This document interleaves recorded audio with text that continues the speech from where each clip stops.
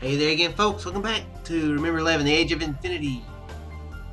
Picking up where we left off last time. Satoru has gone over all the things that's in his head, so, it extends this Let's Play by about 10,000 episodes. 10,030, I think. Anyway, the things I have to accomplish at both Aosagi Island and at Mount Akakura, I've just taken it upon myself to make figuring out the transfer phenomenon and putting it into it my goal. But to be honest, they sort of take a backseat to my other two goals. In other words, beyond just figuring out the transfer phenomenon, I have two other duties that I consider to be more important. The first is finding out who's trying to kill me at Aosagi Island. That makes sense. I have figured out how to stop the transfers. If only I had done it before there was a knife protruding from my chest. Yeah, that would be an important priority to do. Of course, since my investigation would be meaningless if I lose my life in the process, it goes without saying that my goal here is to keep giving whoever it is the slip and staying alive. Who it is that pushed me off the clock tower, tried to drown me in the bathtub, and stabbed me in the dark. Is it Hattori, Asumi, or an unseen filth person? It definitely can't be Uni. No, I can't completely deny that possibility. How the hell did things turn out this way? How did I get stuck in this state of affairs with someone out to kill me? Anyway, it's a fact that somebody is after my life. I've got to find out the truth as soon as possible. In order to wipe out this grave threat, it's urgent that I find the culprit and put a stop to their plans. My second objective, compared to the first, is sure to be even more difficult. The enemy at Aosagi Island is human. You could say that at Mount Akakura, the enemies are nature, time, and fate themselves. Yeah, agreed. That's a little bit more difficult. Like, if somebody's charging at you, you can be like, stop or I'll shoot. If you stand out in the yard as a tornado's coming down at you, you can say, stop or I'll shoot, and well, that ain't gonna help you none. The forces of nature which no human can control, those are the opponents I must fight against. That's right, my second goal is to rescue the 4 survivors from Mount Akakura. According to the history I know, 3 of those 4 are going to be caught up in an avalanche on the 17th and die. Moreover, one of those 3 is Mayuzumi Lin, the woman I went out with a long time ago. From my point of view, it's been a year and a half since our breakup. For her, it's only been 6 months. Well, romantic feelings for her have already faded, but even so, the pure affection I held toward her never changed. Our relationship of 2 years forged a special connection between us. Even though we broke up, there is no way I can view her as just a stranger now. Mayuzumi Lin was an important person to me. And now, if you view them in the same terms of affection, my feelings for Fuyukawa Kokoro equaled my feelings for Lin. For these past few days, Kokoro and I have shared our bodies, are made to experience the same situations, and overcame many difficulties together. That's an interesting wording there. Kokoro and I are quite literally united in body and soul. Strictly speaking, there are 2 important points that join us this way. The death of Fuyukawa Kokoro, directly or indirectly, in every sense of the word, means the end of Yukito Satoru. And the death of Yukito Satoru in turn means the complete disappearance of Fuyukawa Kokoro from this world. Be they relatives or lovers, there can hardly be 2 separate individuals anywhere in this world with a relationship as intimate as ours. Yet we've never even met face to face. She's farther from and yet closer to me than anyone else. She is my fate, an existence equal to my own life. Of course, that doesn't mean I don't care about Yomogi or Uni. Well, it's a little different than how it is with Kokoro. We too are comrades, brought together by fate. Make no mistake. Through all the times we've met, I've started to feel a sort of empathy and affinity with them. However, now that we've already made so many memories together, my desire to save them rivaled that which I felt for Kokoro and Lin. That's why I have to save the 4 refugees at Mount Akakura, Lin, Kokoro, Yomogi, and Uni at any cost. I won't allow them to die on January 17th as history dictates. I'll change history, definitely, absolutely. I will totally change history, yeah. I'm all hyped. Get the hype train rolling. There's no way this can go wrong. I'm the only one in the world who can do that. Yomogi, Lin, Kokoro are people of the past, so I guess they won't believe the story in that newspaper so easily. To a certain extent, some of them take an optimistic view of their fate, even with all they know. But I don't. I can't possibly think that way, because I'm from the future. According to the rescue team, Uni was the only survivor. That's what's really going to happen, and among the refugees at the shelter cabin, only I know it. Maybe Uni too, I wonder does he know? I don't know for sure, but in either case, I can't count on his help now. So that means that I'm the only one who can change the past. The only one who can rewrite history is me, a man from the future. In conclusion, if you haven't figured out what's going on yet, because Satoru doesn't use enough words, sometimes he doesn't use enough sentences, paragraphs to describe the way he's thinking. I have to find the culprit at Osagi Island, save the 4 people at Mahodakakura, and simultaneously solve the matter of the transference phenomenon. A really, honestly, seriously, maddeningly, cursedly annoying state of affairs. Man, he is very well versed in adverbs. This alone is complex enough to fry every synapse in my brain. But on top of that, there's one more thing I have to think about. Oh my gosh! Oh, we're done! Isumi and Hattori. R3. I should remember there was an R3. Yomogi told me last night that their son Junoichi was killed at Awazumi Municipal Hospital on January 14, 2009. To Yomogi, that was 2 years ago, and to Utsumi, 3 years. The life of Junichi. I wasn't saying Junoichi. The life of Junichi, then 9 years old, was snatched away by the hand of Inubushi Keiko. Her motives were unclear, but it said that it was a murder fit brought on by her abnormal state of mind. And because of her, an innocent boy died senselessly. Can such a thing ever be forgiven? Inubushi Keiko, even now, is living a carefree everyday life at Sophia. No, I better rephrase that.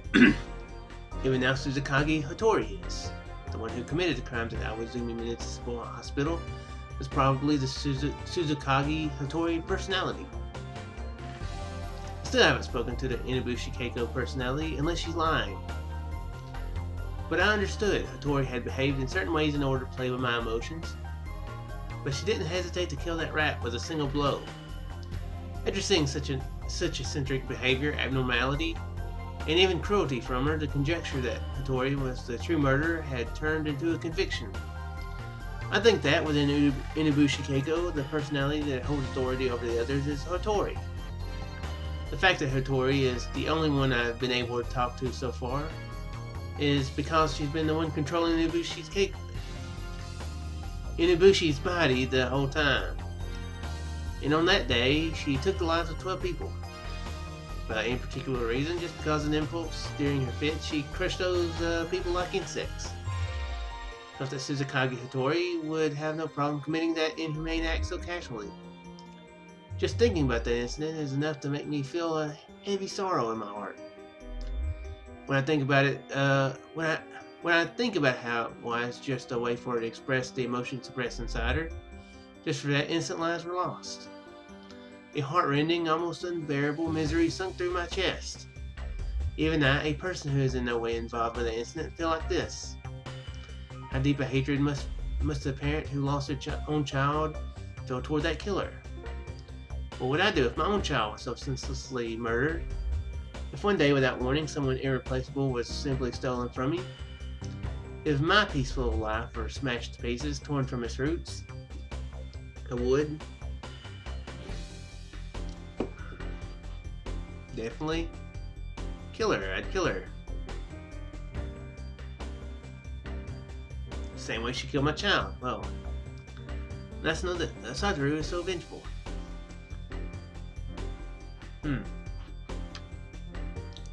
I'd be even more cruel. Could Utsumi have come to Sophia for that purpose? She came here for revenge. I don't know how she managed to get into Sphia, but anyway, for the injured party and the assailant to have converged in the same place can't be a coincidence, right? Today, January 14th, is Junichi's birthday. I don't know why I want to keep calling Junoichi. Birthday, as well as the anniversary of his death. There's no doubt that Utsumi's going to try something. I felt an intense uneasiness once I realized that.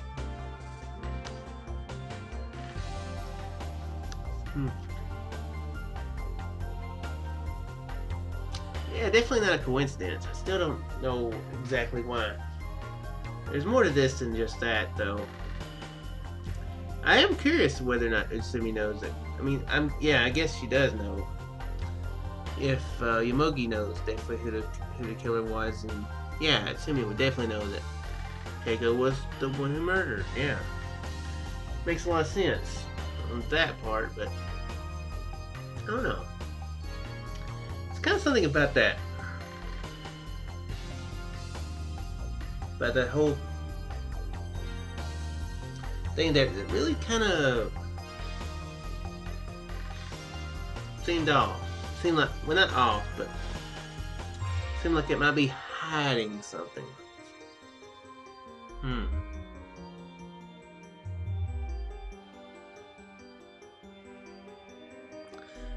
And it was kind of sort of along the lines I was already thinking. If, Satoru was just there saying that if somebody did do something like that, he would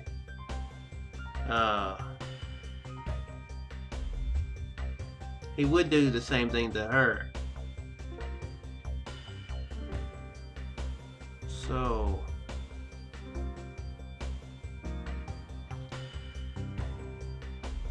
I'm kind of wondering if maybe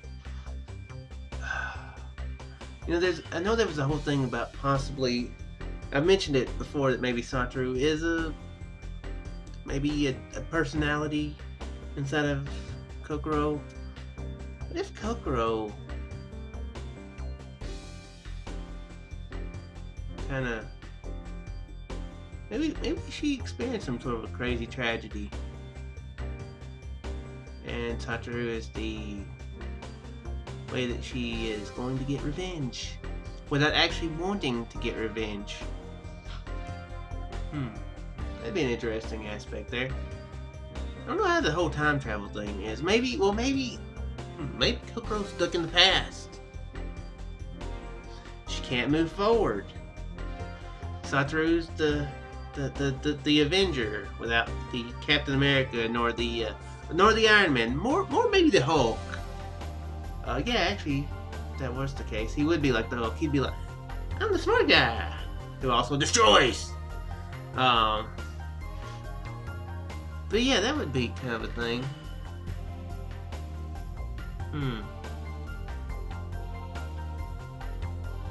Then Satoru, I mean, he is quite empathetic as well.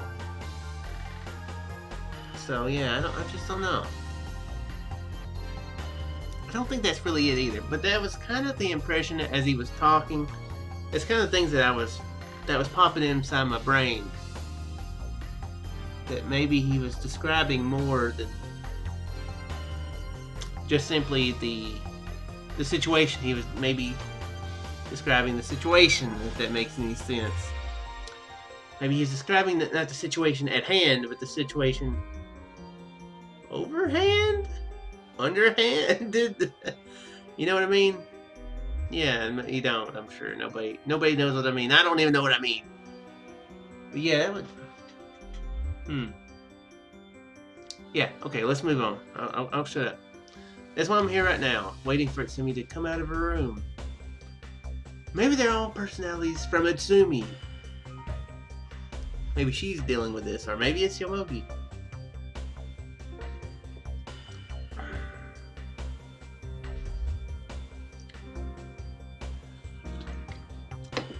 Maybe, here's an idea. I know I said I lied. I'm not moving on yet. What if...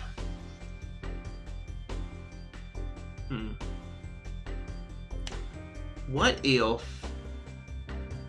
Satoru Oh wait, now how would that work? Maybe Satoru, Uni, or maybe personalities of Utsumi and Lin and Mayuzumi and Kokoro and Uni. Or somehow Uni is the personality twice. Personalities of Yomogi, and somehow this is the way that they're interacting with each other. They're not able to. Yomogi's not actually, because of the tragedy, he's not able to actually directly confront his wife, or not confront, but so he somehow uses the personality of Kokoro to interact with the personality of Utsumi. It'd be an interesting thing. Just don't know why Uni would be there twice. What the logic would be there? Unless Uni was kind of like their son, you know, kind of a, yeah. That's just another crazy thing that I'm putting out there. It'd actually be somebody make a movie about that. About how people who love each other can't actually, they're a tragedy, they can't actually directly communicate, so they make up personalities in order to indirectly communicate with each other. Kind of an interesting story, I think. Could be stupid, but could be done good. At the same time that Hattori crept into Awazumi Municipal Hospital, if Utsumi's out for revenge, she's not going to let this chance slip away. However, if as I predicted Utsumi came out of her room right now, what would I do? I still hadn't decided. Would I say, stop this nonsense and restrain her? Would I hide in the darkness and silently watch her break into Hattori's room? Don't really know myself why I'm trying to ambush her. But no matter what, I couldn't just sit there in my room and do nothing. Outside, the darkness of the night still reigns supreme. Because of the season in our latitude, the sun doesn't rise here until well after 7 a.m. I wait for her, holding my breath, trying to conceal my presence and clear my mind, focus entirely on listening. Something's happening.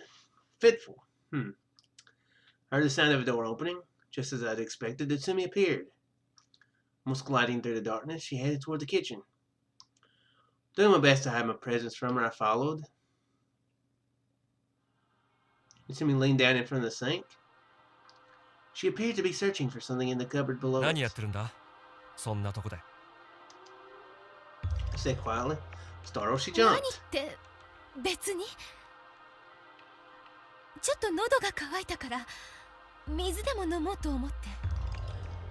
She slowly stood back up, but the cupboard was hanging open.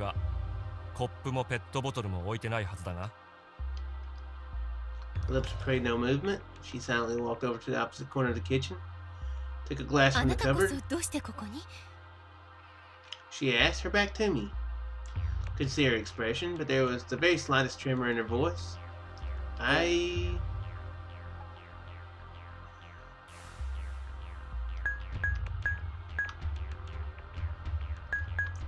came to watch over you. I thought about just sitting by your bed, but I thought that would be too creepy.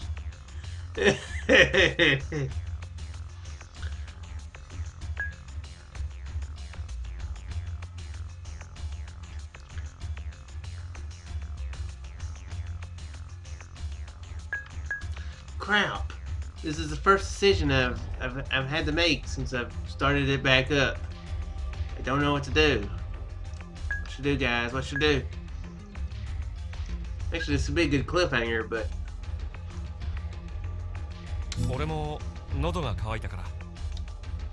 Answered?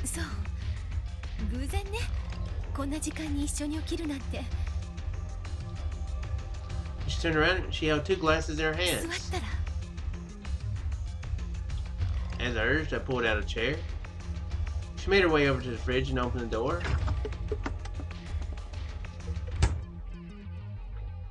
She took out a bottle of mineral water from inside. Come think of it, something had occurred to me. Each of us had a personal fridge in our rooms, and they all had mineral water in them too. There's no need for her to drag herself all the way to the kitchen just for a drink of water. She was obviously lying, but I had known that from the moment I saw her looking in the cupboard. She put the 2 glasses down on the table and poured water into each.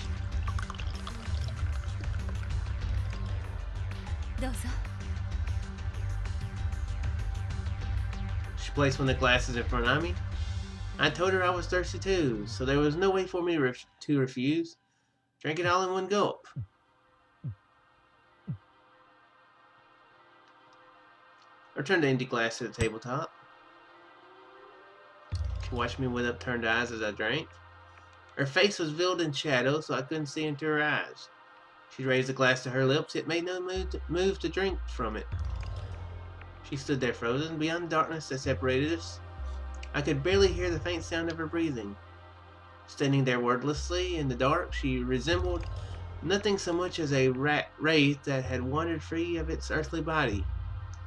I couldn't feel the slightest warmth from her. I held my breath as I asked her. She moved the glass away from her lips.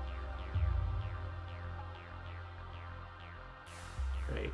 Without saying a word, she turned her hand and tipped it. I think we're dead! The liquid inside me...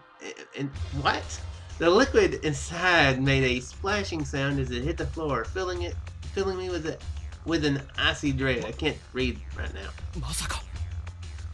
Propelled into action by a sudden anxiety, I frantically patted my own body in order to see if anything was actually wrong. She suddenly spoke. She looked down, watching my floundering, immobile.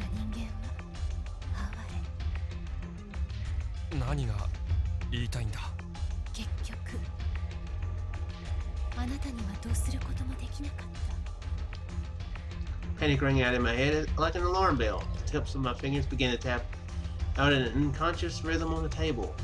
Convulsions. I clenched my hands together to stop the spasms. Apparently, this is not going to be like the scene from The Princess Bride. Pretty sure it's not going to end that way.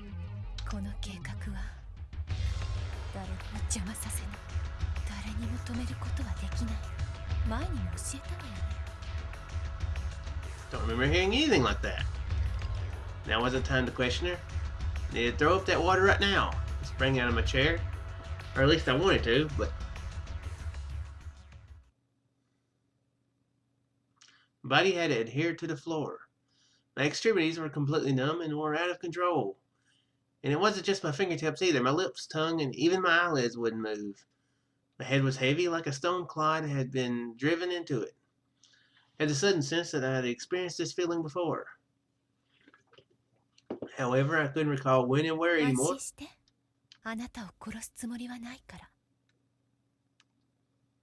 Her voice sounded far away. Little by little, it drifted even further. Trying to grab hold of that voice, I reached out with all my might. My consciousness was weakening, fading.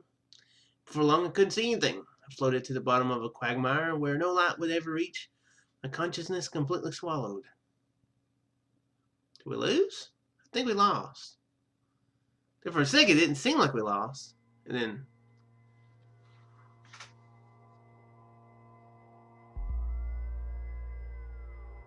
new scene, okay.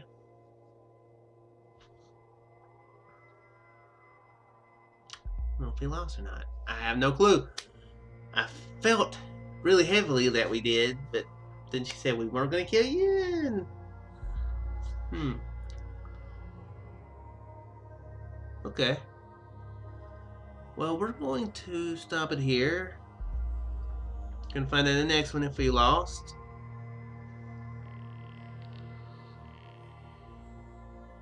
This music is definitely interesting. It's got a thing there that sounds kind of like a police siren. Probably not important. Anyway, hope you guys enjoyed, and I'll see you in the next one. Farewell there.